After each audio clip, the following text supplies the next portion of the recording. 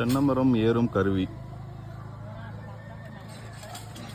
Use பண்ணி காட்டுறோம் பாருங்கள். இது இப்போ வாங்கி சேல்ஸ் பண்ணுறோம். இதுவும் ஒரு பக்கம் நம்ம ப்ரெஸ் பண்ணிவிட்டு இன்னொரு பக்கம் நம்ம கையில் தூக்கி தூக்கி வச்சுட்டு போகணும்.